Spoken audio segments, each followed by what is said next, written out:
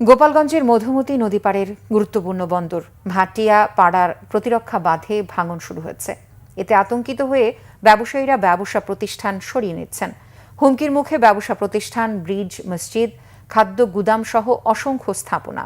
ভাঙন প্রতিরোধে বালুর বস্তা ফেলে ডাম্পিং কাজ শুরু করেছে পানি উন্নয়ন বোর্ড। গোপালগঞ্জের মনোজ সাহার তথ্য ছবিতে ডেস্ক রিপোর্ট।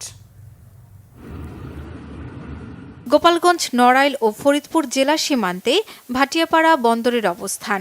এ বন্দরের সাথে নৌ, রেল ও সড়ক যোগাযোগ রয়েছে। প্রাচীনকাল থেকে এখানে গড়ে ওঠে বাণিজ্য কেন্দ্র। অব্যাহত বৃষ্টিতে মধুমতি নদীর পানি বেড়ে তীব্র স্রোত ভাটিয়াপাড়া বন্দরে আছড়ে পড়েছে। এরই মধ্যে এই বাঁধের ২৫ মিটার নদীগর্ভে বিলীন। হুমকির মুখে আরও ২৭ মিটার বাঁধ। ট্রলারের নদী ভাঙ্গনে বস্তা ডাম্পিং করতেছি আমি। সেই হিসেবে আপনার কালকে শুরু করছি কাজটা। তা কালকে পড়ছে আপনার ১৩০ পিস, আজকে পড়ছে ২ ফুট। সবই বিলীন হয়ে গেছে, সব মাল মানুষ নিয়ে গেছে।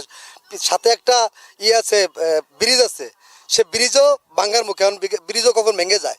এখন যদি সরকার যদি খনন না করে, এই নদী গর্ভে সবই বিলীন হয়ে যাবে। আমরাও খুব আশঙ্কার ভিতরে। আমারও দোকান এই যে সাইডই। এই ভাঙ্গনে আমরা শেষ হয়ে গেছি। এখন মাননীয় সরকার যদি আমাদের দিক খেয়াল করে, আমাদের দৃষ্টি দেয়, তাহলে আমাদের বাজার বাঁচবে, এলএসডি গোডাউন বাঁচবে।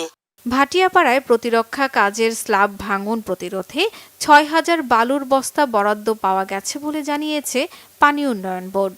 আশা করছি আমরা জিওব্যাগ ডাম্পিংটা সম্পন্ন হলে আমরা ভাঙনটি আপাতপক্ষে আমরা প্রতিরোধ করতে পারবো এবং স্থায়ী ভাঙন প্রতিরোধে ইতিমধ্যে একটি ডিপিপি সাবমিট করা আছে। এটা অনুমোদন হলে আমরা ওখানে স্থায়ী প্রতিরক্ষা কাজ বাস্তবায়নের মাধ্যমে সম্পূর্ণরূপে নদী ভাঙন প্রতিরোধ করতে পারবো। ভাঙন প্রতিরোধে স্থায়ী অবস্থা নিলে দেশের গুরুত্বপূর্ণ এ বন্দরের সম্পদ রক্ষা মিলবে বলে বিশ্বাস স্থানীয়দের। Banglavision news desk.